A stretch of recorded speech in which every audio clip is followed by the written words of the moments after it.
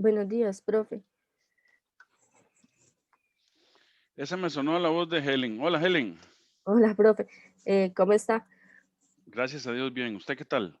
Bien, gracias a Dios también. Profe, es que bueno, estaba revisando lo de los apuntes de la clase de ayer y bueno, no sé si es solo a mí, pero los apuntes de la clase 2 otra vez como que hay un error, no sé, como que no abren o así.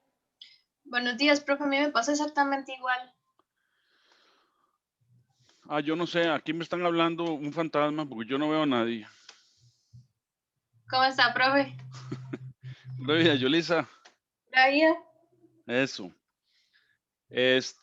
Bueno, vamos a ver qué es lo que no pueden abrir. Ok, porque yo de ahí eso lo subí. Vamos a ver.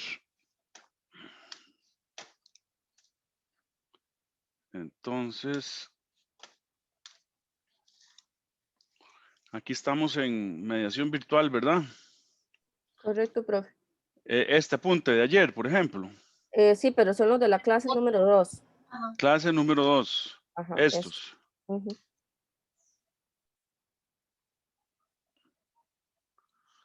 Mm, ok, está malo. Está corrupto el archivo. Entonces, clase número 2. Eliminar. Ok. Y entonces vámonos a OneNote. Clase número 2, la de ayer, ¿verdad? Esta. Clase número 2 del 24 de junio, ¿ok? Clase número 2, imprimir.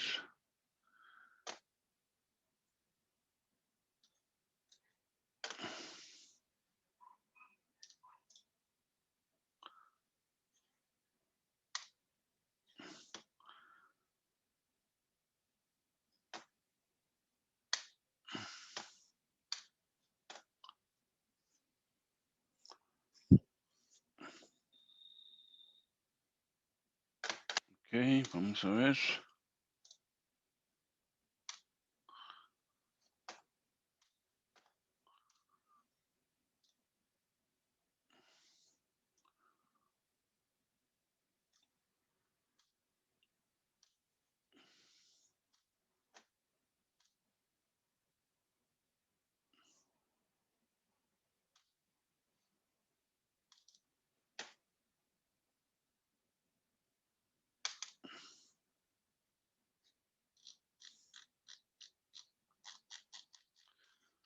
Ok.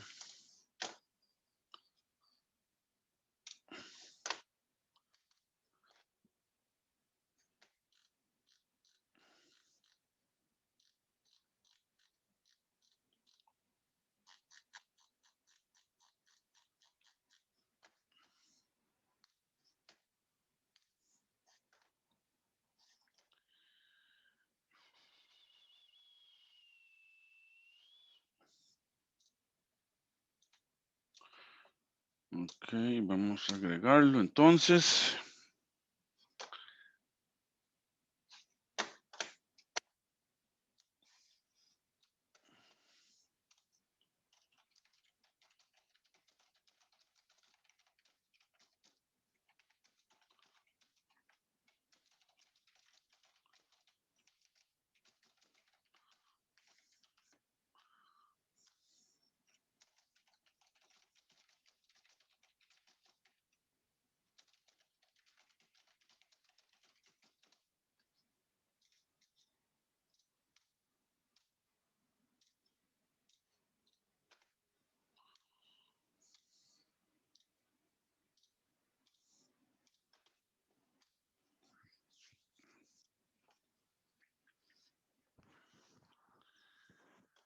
Bueno, vamos a ver si quedó bien. Entonces lo pasamos para la clase 2.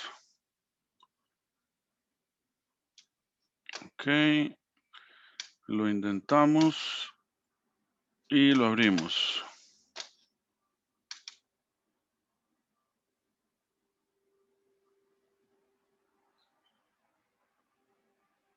Ahí está.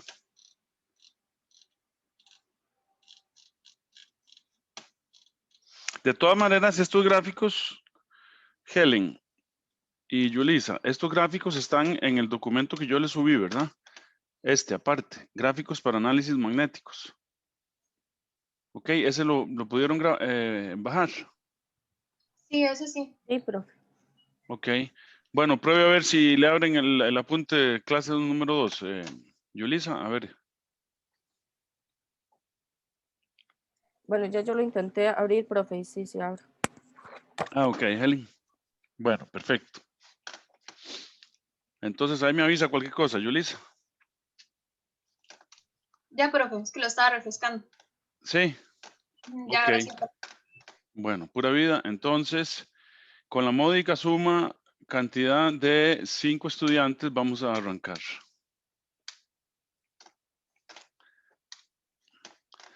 Entonces, bueno, hablando de lo de ayer, resolvimos este problema que es muy interesante. Traten de entenderlo bien, ¿verdad? Porque esto de arreglar el factor de potencia y de hacer los circuitos equivalentes para encontrar el banco de capacitores adecuado es muy importante, ¿verdad? Y se hace mucho en la industria. Se hace realmente casi que todos los meses, ¿verdad? Porque todos los meses tal vez hay ampliaciones o hay remodelaciones o hay un motor nuevo o 2 motores nuevos o 10 motores nuevos.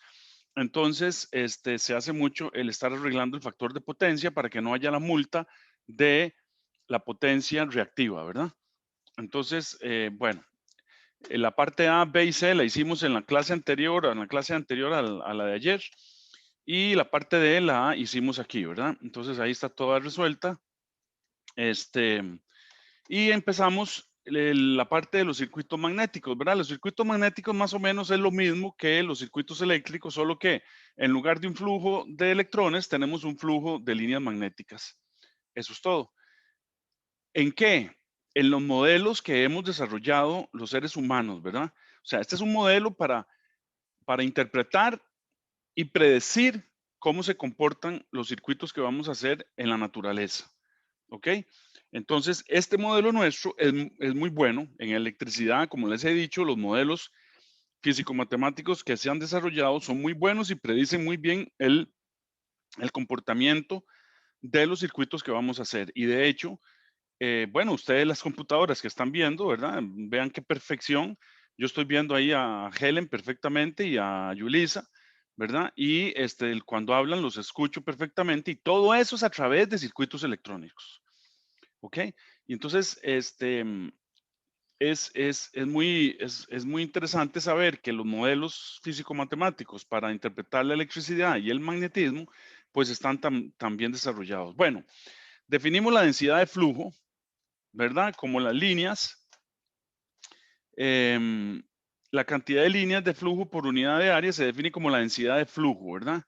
Entonces, el flujo magnético lo definimos como phi y la densidad de las líneas de flujo de este phi por unidad de área se define la densidad de flujo que es B doble raya, ¿verdad? Se nos acaban las letras del alfabeto para estar escribiendo variables, entonces, bueno, pues le inventamos doble raya a B. Entonces, B doble raya es I entre el área. No es complicado. Ok, es el flujo entre el área, es una densidad. Entonces, por definición, un Tesla es un Weber por un metro cuadrado. Después definimos la permeabilidad del vacío, ¿verdad? Y definimos los materiales de acuerdo a la permeabilidad que presenten. Entonces, cuando es menor que nu0, la permeabilidad del vacío o del aire es lo mismo, entonces se llaman diamagnéticos. Cuando es mayor que nu0, se llaman paramagnéticos. Y cuando es mucho mayor que nu0, se llama ferromagnéticos, ¿verdad? Como el níquel, el hierro, el acero, el cobalto y algunas otras aleaciones de metales. Hay un acero que no es magnético, entonces sería diamagnético, ¿ok? Es el acero inoxidable que se usa para aplicaciones marinas, para que las estructuras no se rumbren, ¿verdad? Porque en el mar todo se rumbra por la cantidad de oxígeno y la sal que hay. Entonces todo reacciona con el oxígeno y la sal y entonces todo tiende a ser óxido. Entonces, el acero inoxidable se diseñó, ese que no es magnético, para aplicaciones marinas. ¿Ok? Entonces, ese es un acero inoxidable que dura mucho en el mar, ¿verdad? Prácticamente se muere uno y ahí está entero esa estructura. ¿Ok? Después definimos la permeabilidad relativa como la permeabilidad del material a la permeabilidad del vacío, ¿verdad? Entonces, los ferromagnéticos, por supuesto, tienen una permeabilidad relativa mayor o igual que 100, y los no magnéticos, pues, es igual al vacío, entonces la permeabilidad relativa es igual a 1. Después pasamos a la reluctancia, que es la medida de la oposición, ¿verdad? Como la resistencia es la medida a la oposición de paso de electrones, la reluctancia es la medida de la resistencia a establecer líneas de flujo. En realidad, en nuestro modelo es establecer líneas de flujo, pero como no sabemos si en la realidad eso existe, ¿verdad? Porque es una imaginación nuestra, fue una concepción de Faraday y dijo, bueno, existen las líneas de campo y punto, murió y a todo el mundo le gustó, entonces todo el mundo se quedó con la idea de las líneas de campo.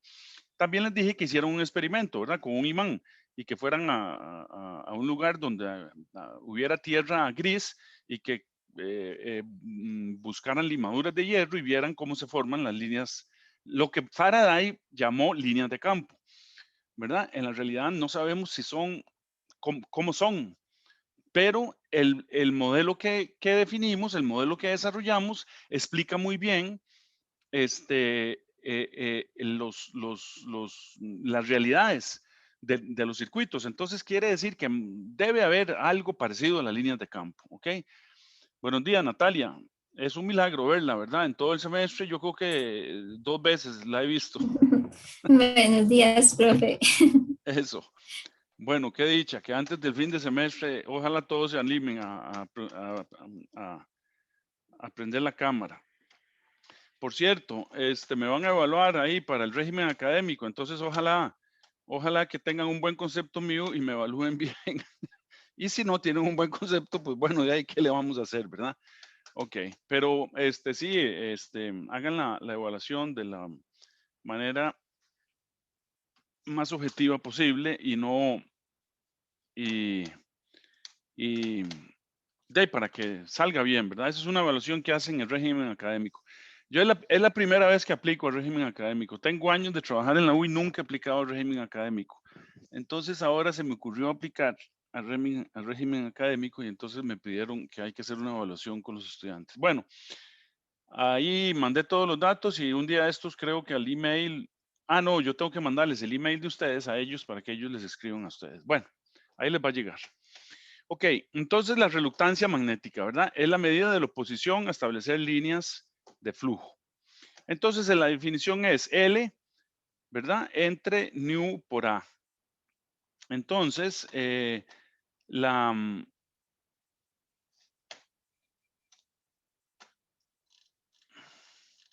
la medida, para ver si esa medida está bien.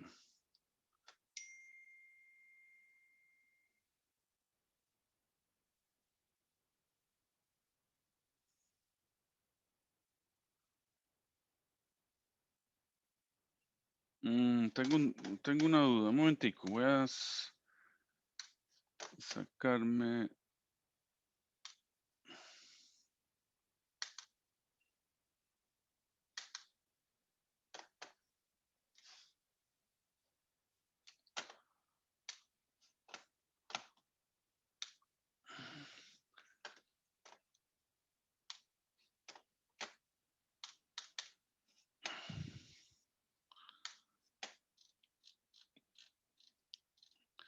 Generalmente mis apuntes están bien y yo los reviso, pero me acaba de venir una duda. Vamos a ver si la duda tiene razón de ser o no.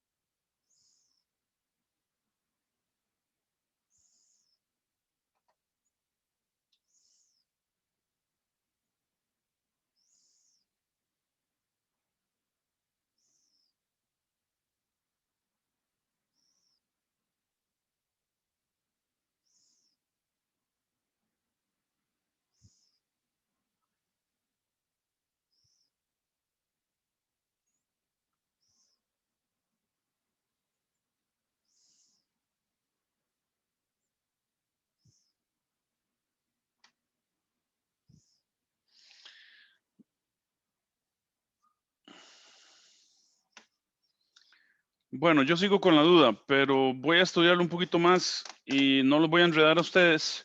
Voy a seguir con lo que escribí en los apuntes, pero o sea, la fórmula está bien. Es una duda con las unidades, lo que tengo. Pero bueno, vamos ahora en el recreo trato de estudiar un poquito más y trato de explicarme yo esta unidad, amperio vuelta entre Weber. Bueno, ¿Profe? sí, Yo estaba viendo el libro y creo que es la página 440 y aparece que son reals o AT entre Weber, pero no sé qué le llaman ellos AT.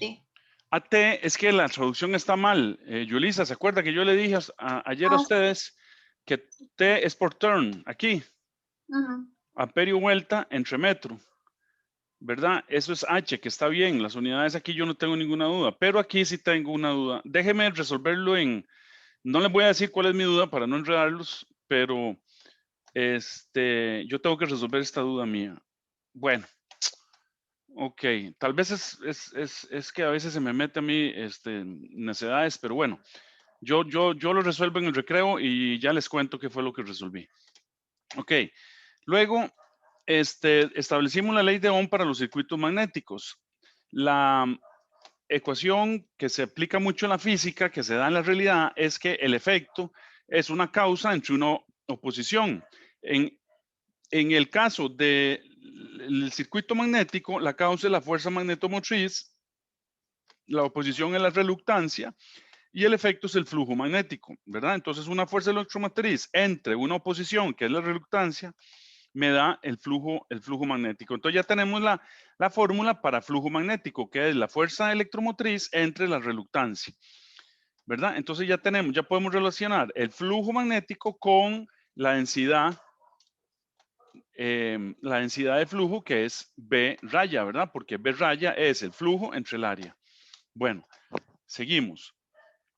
Entonces, para un electroimán que se forma con un núcleo metálico y una bobina alrededor del mismo, la fuerza magnetomotriz es la corriente por el número de vueltas. Aquí sí está claro que es amperio vueltas, ¿verdad? Amperio vueltas. De donde se ve claramente que a mayor número de vueltas o a mayor corriente se tendrá una fuerza mayor para establecer el flujo, ¿verdad? Ok, es lógico. Entonces, es más, y es muy fácil verlo en un experimento. Usted agarra una barrita de hierro, ¿verdad? Y le da una vuelta y mide el flujo y le da casi cero. En cambio, le da 100 vueltas y mide el flujo y entonces ahí sí le da y uno corrobora que esta fórmula es correcta. Ok. Y la fuerza magnetizante se define como la fuerza magnetomotriz por la unidad de longitud, ¿verdad? Esto se da para bobinas y para toroides. Eso que yo dibujé ahí se llama un toroide. Claro, aquí le falta para que ustedes se imaginen bien este asunto. Esto es un toroide. Entonces esto en realidad es así, ¿verdad? Solo que a mí se me olvidó dibujar la lineacita de puntos para que se vea que eso es como un tubito, como un tubo donde se le enrolla una bobina. Y lo vamos a ver en la realidad para que vean que en realidad existe.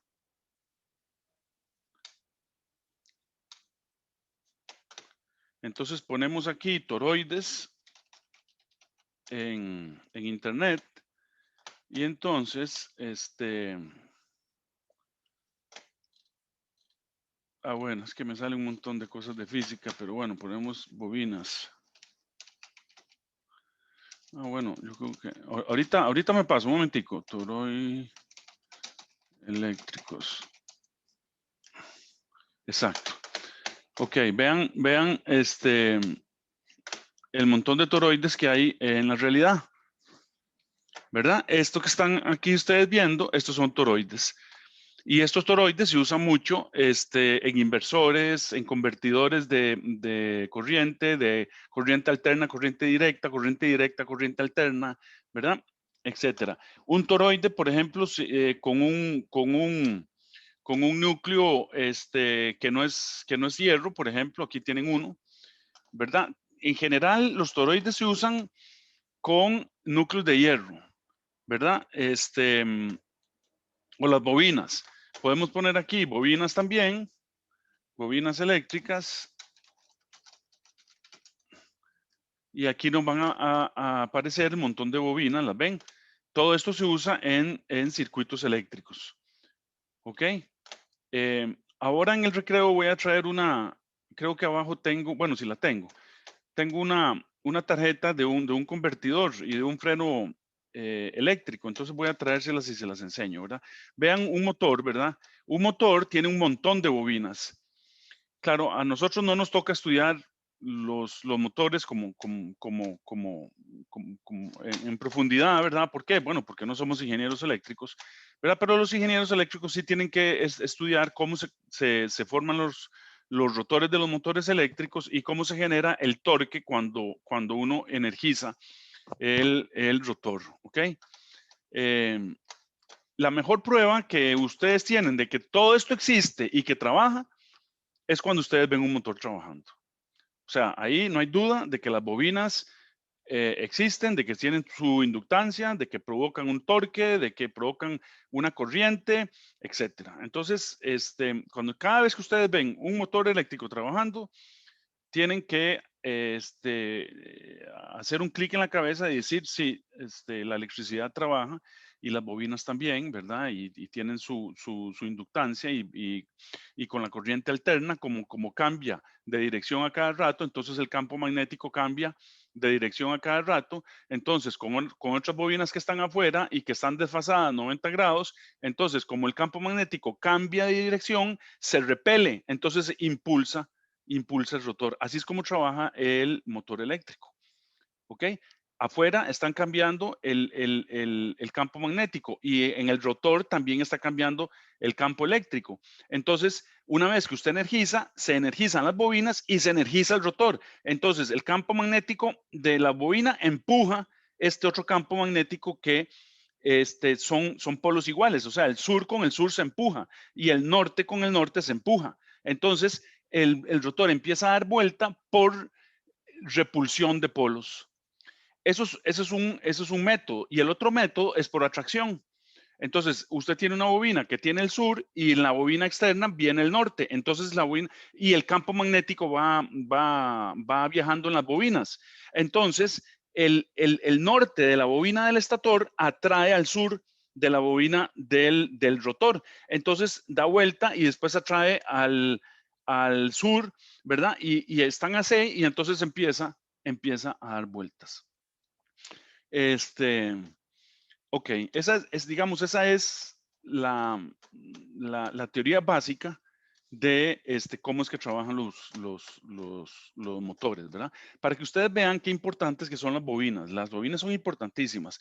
Y por supuesto, los capacitores también. Ya con solo ustedes entender que los capacitores se usan para eliminar la potencia reactiva, ya entendieron la mayoría del uso de los capacitores, ¿verdad? El capacitor también se usa como un almacén de energía, que el capacitor da la energía cuando se necesita, ¿verdad?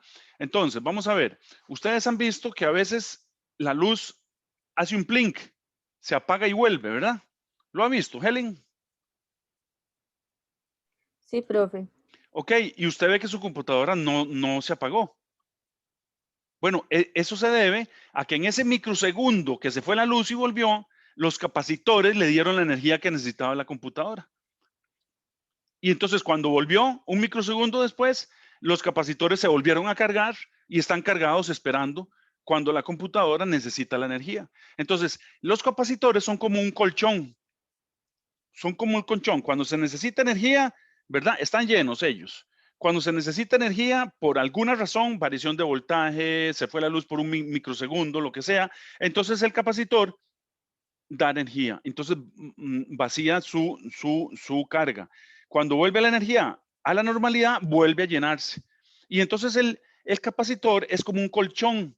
Es como un colchón que amortigua los cambios en voltaje y en carga que tiene la red. Entonces los aparatos electrónicos no se ven afectados. Claro, si el apagonazo de electricidad es muy largo, ya la carga del capacitor no aguantó. Y entonces llega a estar vacíos y la computadora se apaga. ¿verdad? Pero si el blink, se dice en inglés, el blinking, el parpadeo, el parpadeo, ¿verdad? Sí, el parpadeo de la luz es muy corto, los capacitores ahí están actuando, chiqui, chiqui, chiqui, chiqui, chiqui, chiqui, ¿ok? Pero si el parpadeo de la luz es muy largo, ya no le alcanzó la carga al capacitor y la computadora se apagó, ¿ok? Una batería es una especie de capacitor. Ok, la batería almacena carga. Lo que pasa es que tiene una capacidad de almacenaje de carga mucho mayor que los capacitores que se usan en las tarjetas y entonces la batería se va a la luz y entra la batería y entonces la batería nos da la carga mientras viene la luz. Yo tenía esta computadora con unas baterías así y entonces el semestre pasado se me iba la luz y a mí nunca se me fue la computadora. ¿Verdad? Pero hasta que se me quemaron las baterías, ¿verdad? Entonces ya este semestre no pude y entonces, bueno, ahí están las baterías quemadas, tengo que restablecer el sistema porque este semestre se me ha ido la luz varias veces y me quedo a oscuras con los estudiantes. Entonces, bueno, pues eso a mí no me gusta y la clase pierde continuidad, etcétera, ¿verdad? Entonces, Profe. sí, Entonces, como estos bombillos que hay ahora, digamos que uno los pone, ¿verdad? Y si se va la luz, igual ellos siguen alumbrando, es que tienen un sistema así.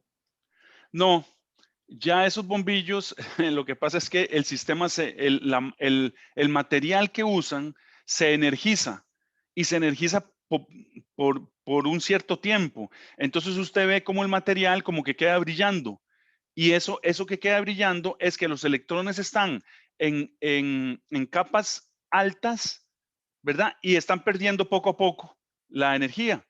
Entonces queda brillando el material porque los electrones están en las capas externas y están cayendo a las capas internas. Entonces, mientras van cayendo a las capas internas, van tirando fotones. Entonces usted ve al material brillando. Pero si usted lo ve a lo largo del tiempo, usted ve que el material empieza a bajar y bajar y bajar. ¿Por qué? Porque se empieza a quedar sin electrones en las capas exteriores.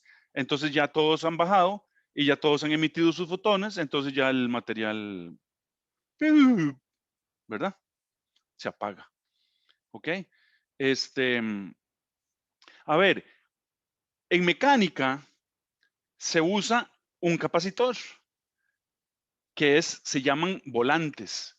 Entonces, en mecánica se usa que la turbina hidráulica viene el agua y la mueve y tiene un volante que es una plancha de acero enorme, ¿verdad? Que empieza a girar conforme la turbina le empieza a entrar el agua y entonces empieza a almacenar energía cinética rotacional. Entonces, vean, voy a hacerles un dibujito aquí. Este dibujito, ¿verdad? Que queda aparte ahí. Bueno, no importa, ustedes pueden usarlo porque es realmente conocimiento real. Entonces, ustedes tienen la turbina aquí. Profe, es que está compartiendo lo de Ah, sí, cierto. internet aún. Sí, sí, sí. Ok, ustedes tienen la turbina aquí. Entonces, en la turbina sale un eje y está acoplado, este es el símbolo del acople. Entonces, está acoplado a una gran masa de acero enorme.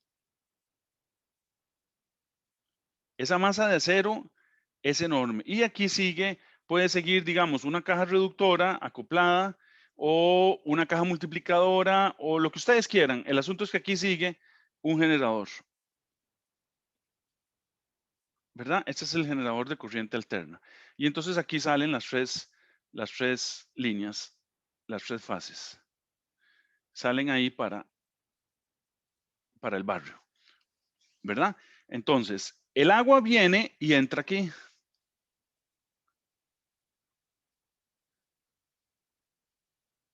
¿Verdad? Entonces esto empieza a girar. Entonces esto empieza a girar y este señor, el volante enorme, empieza a girar con todo porque está pegado con los ejes. Entonces el generador empieza a girar, pero el generador no está generando. El generador genera hasta que usted lo mete en línea. ¿Ok? Entonces aquí las líneas del generador tienen como decir, entran a unas cuchillas, ¿verdad? Entonces, ¿verdad? Estas cuchillas tienen que bajarse para conectar el generador. Entonces, el generador, mientras tanto, está abierto. O sea, el generador gira libremente. ¿Ok? No está conectado todavía. Entonces, el generador, ahí está. Abierto, abierto, abierto. ¿Ok? Cuando la turbina llega a su velocidad de operación, a la velocidad nominal, entonces este generador se puede sincronizar con la red. Acuérdense que la red son un montón de generadores que tiene el ICE, Fuerza y Luz, JASEC, SPH, Cope Guanacaste, Copelesca, un montón de generadores en el país. Y esos generadores están generando energía alterna. Pero esa energía tiene que estar sincronizada en frecuencia y en voltaje. ¿Qué es la energía que producen todos estos generadores? Esa energía es una corriente alterna que viene, que me genera el generador 1. El generador 2, para poder ingresar con este, tiene que estar en sincronía, o sea, valle, cresta con cresta y valle con valle.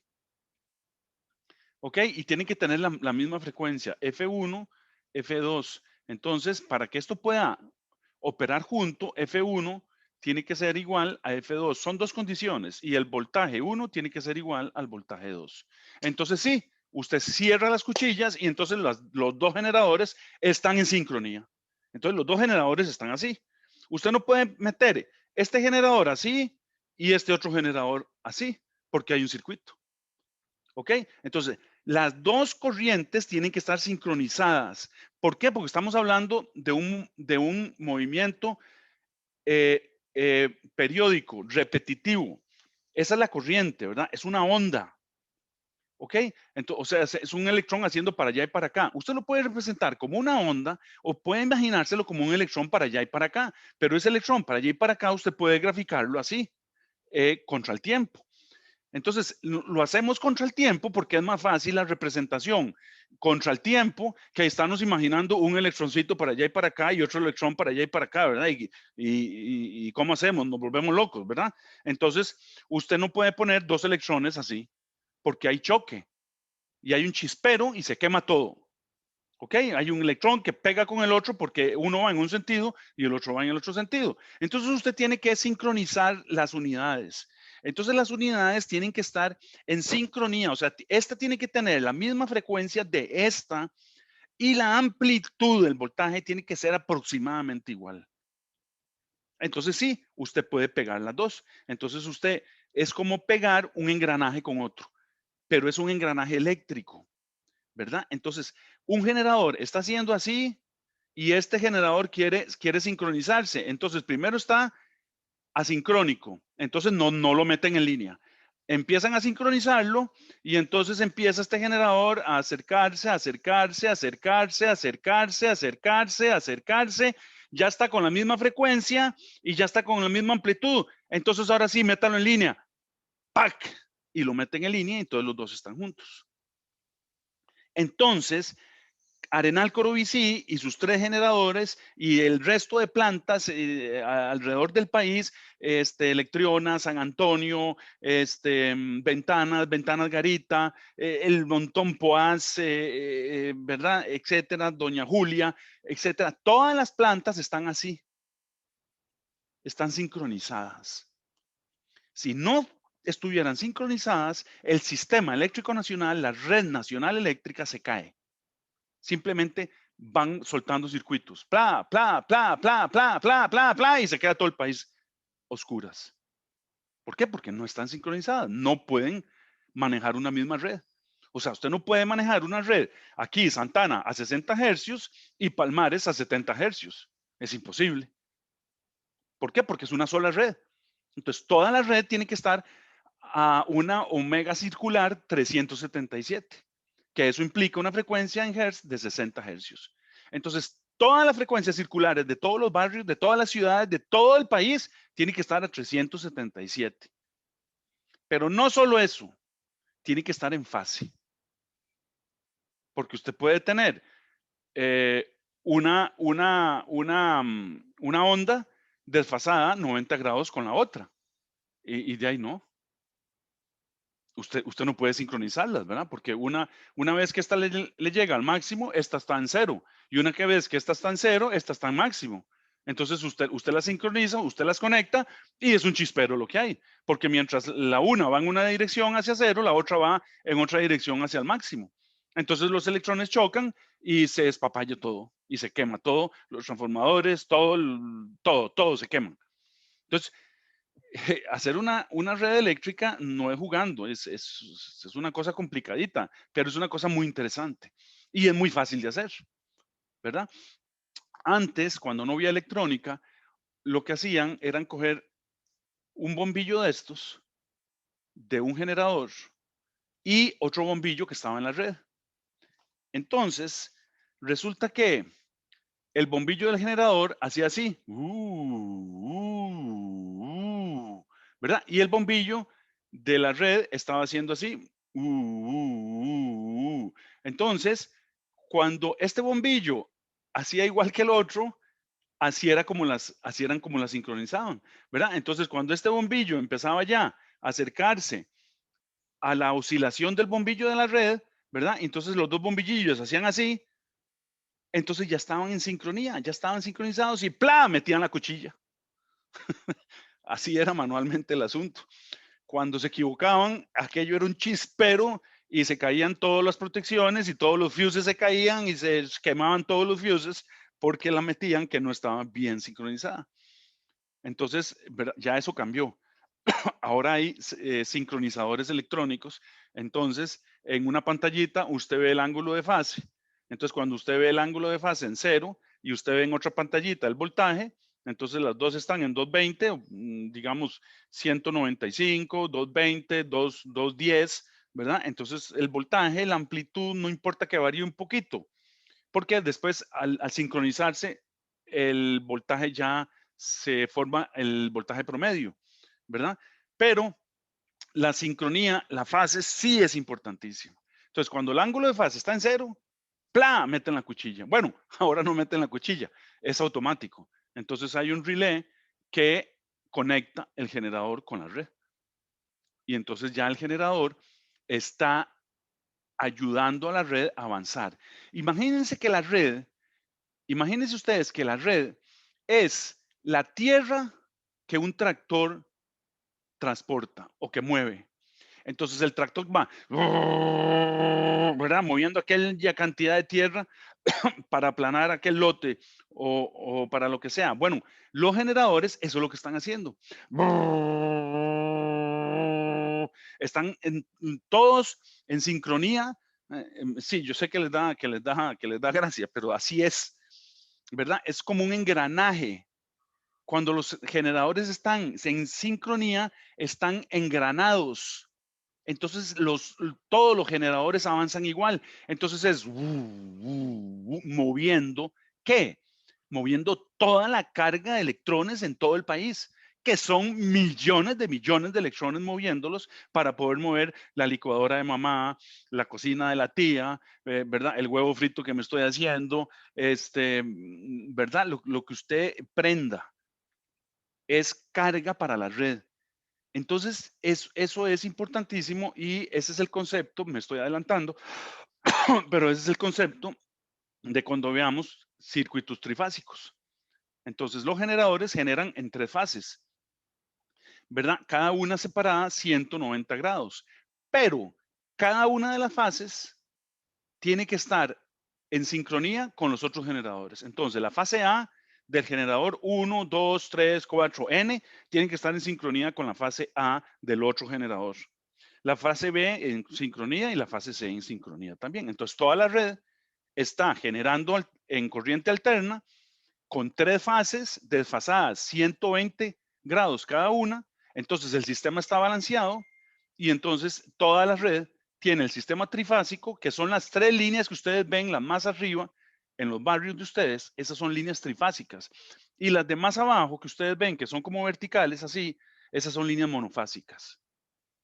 ¿Qué quiere decir monofásicas? Que es solo una fase. Entonces, usted necesita solo una fase en su casa. no necesita las tres. Las industrias sí necesitan las tres, porque ya vamos a ver por qué, pero porque así consumen menos y pagan menos y es más eficiente el uso de la electricidad. En las casas no. En las casas usted solo para pagar el transformador, para que le den una línea trifásica, de ahí el transformador le cuesta 10 millones de colones, ¿verdad? No, olvídese, deme una línea monofásica y listo. Bueno, ok. Dios mío, se me fue la clase hablando de estas cosas, pero son muy importantes. No crean que no son importantes, ¿ok? Bueno, entonces sigamos. De ahí, tratemos de ver algo. ¿Por dónde íbamos? Ya hasta se me olvidó por dónde íbamos. Ok, la densidad de flujo la definimos. Vimos las figuritas. Vimos un ejemplillo y vamos por 25 de junio, clase número 1. Entonces pongamos punto 5, ley de circuitos de Ampere.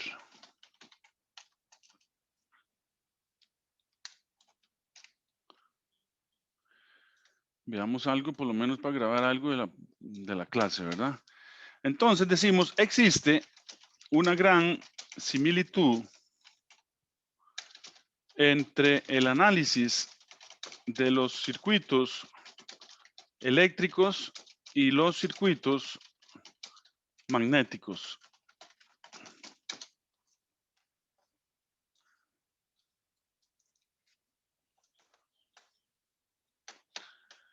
En la tabla se muestran ciertas cantidades eléctricas y sus equivalentes magnéticos.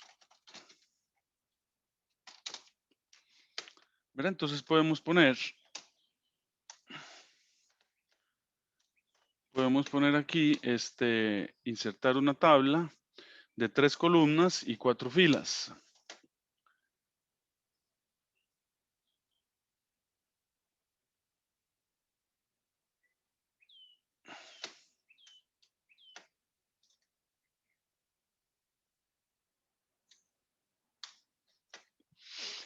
Entonces aquí vamos a poner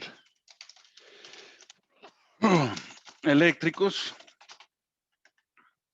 y aquí circuitos magnéticos. Aquí vamos a tener causa. No. Salud, profe. Gracias. Causa, efecto y la oposición.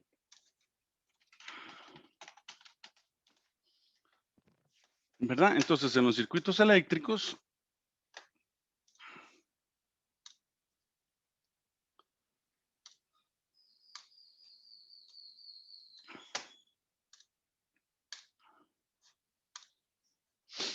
vamos a tener el voltaje. En los circuitos magnéticos vamos a tener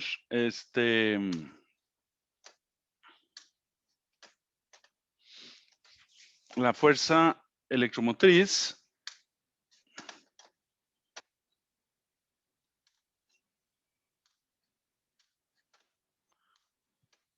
Ok, en el circuito eléctrico vamos a tener la corriente, que es el efecto. Y en el circuito magnético vamos a tener el flujo, que es el efecto. La oposición va a ser la resistencia en el circuito eléctrico y en el circuito magnético va a ser la reluctancia, ¿verdad?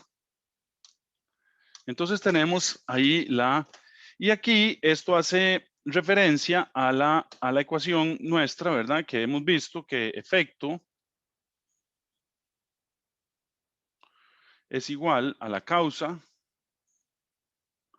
entre la oposición.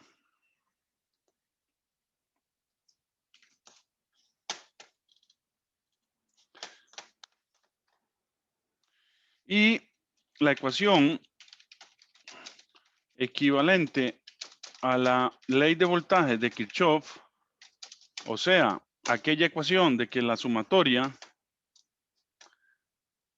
de los voltajes es igual a 0, es como sigue.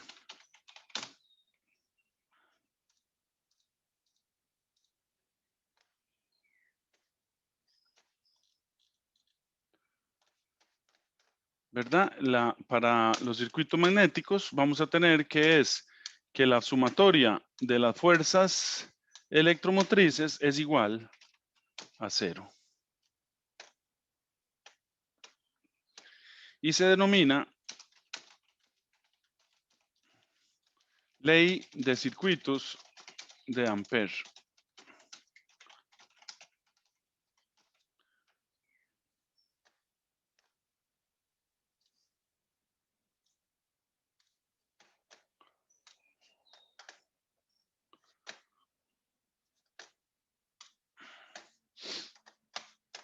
Ok. Entonces, vamos a tener fuentes, ¿verdad? Entonces, las fuentes de las fuerzas magnetomotrices se expresan con la relación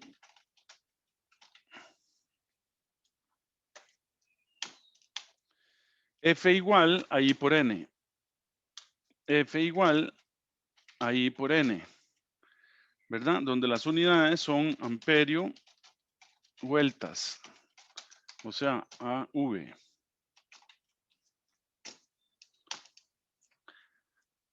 Y las caídas, ¿verdad? Así como en el circuito eléctrico tenemos fuentes de voltaje, en el circuito magnético tenemos fuentes de fuerzas magnetomotrices y caídas de fuerzas magnetomotrices, ¿verdad? Entonces, y las caídas de las fuerzas magnetomotrices se expresan con la relación F igual a H por L. ¿Por qué se le quitó?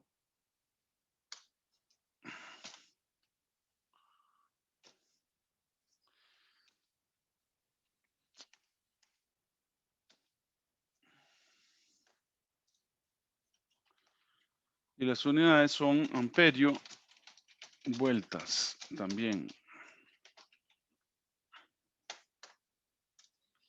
Entonces, para los flujos magnéticos, también aplica el equivalente a la ley de Kirchhoff de corrientes, a la ley de corrientes de Kirchhoff. O sea, la suma de flujos que llegan a un nodo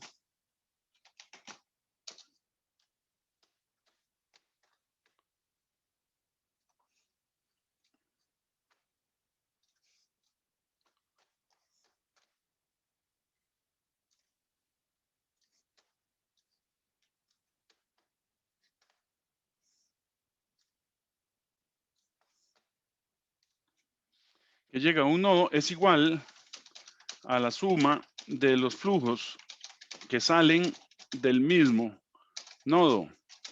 O sea, si tuviéramos un circuito como el mostrado, entonces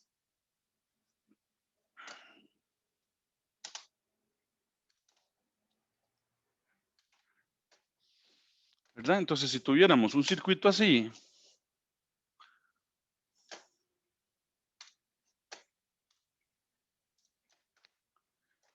¿verdad? Si tuviéramos un circuito aquí así,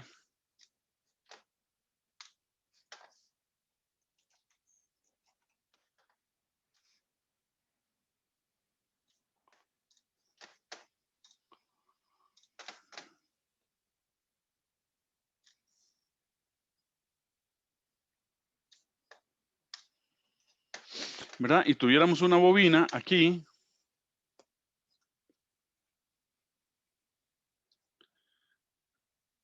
que produjera un campo magnético, entonces digamos que tenemos una bobina aquí, arrollada aquí, entonces aquí viene la corriente y Y por aquí sale I. ¿Verdad? Entonces aquí vamos a generar, por aquí se viene un flujo que le vamos a llamar flujo A. Este vamos a llamarlo el nodo A. Y este vamos a llamarlo el nodo B. Y aquí vamos a llamarlo el nodo C. Entonces, por aquí se va a venir el flujo B. Y por aquí se va a venir el flujo C, que viene por aquí, recorre todo esto, ¿verdad? Y aquí se une con el nodo B para formar, perdón, se une con el flujo B para formar el flujo A. Entonces, para este circuito, digamos, esto que está aquí, para que les quede claro, esto es como un, ¿verdad? Algo así, es como,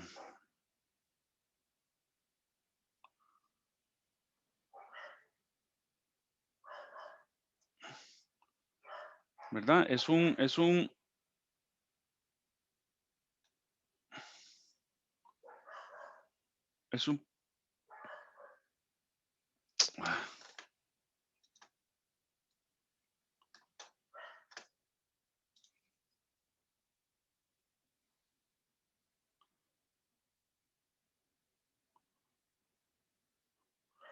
o sea, es un circuito, ¿verdad? Eso es un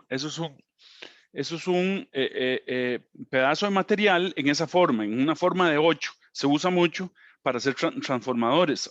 Ahí lo vamos a ver, ¿verdad? Pero entonces esto es un material sólido, ¿verdad? Entonces hay flujo por aquí, flujo B, flujo C, flujo A.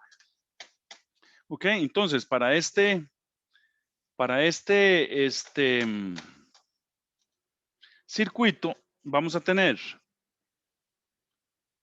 que el flujo A es igual al flujo B más el flujo C,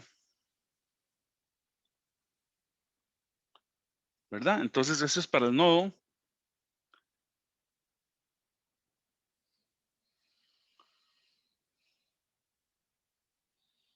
Para el nodo A. Y además para IB, el flujo B más el flujo C es igual al flujo A. Y esto es para el nodo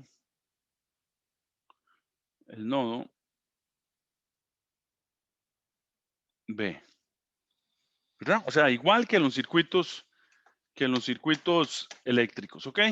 Bueno, vamos a poner, nos falta un punto de la teoría que es brechas de aire, que lo vemos en la próxima clase, y empezamos a resolver problemitas, ¿ok? Bueno, ¿alguna pregunta? Bueno, algo vimos de la teoría que nos tocaba. ¿Alguna pregunta o comentario? ¿Duda? Nadie. ¿Leonardo? De momento todo claro, profe. Ok. Bueno, entonces, con esta gran asistencia de 6 alumnos, nos vamos al recreo. Ok. 2, 4, 6, 7. 7 alumnos. Ok. Bueno, muy bien. Nos vemos. Les aviso. De acuerdo, profe.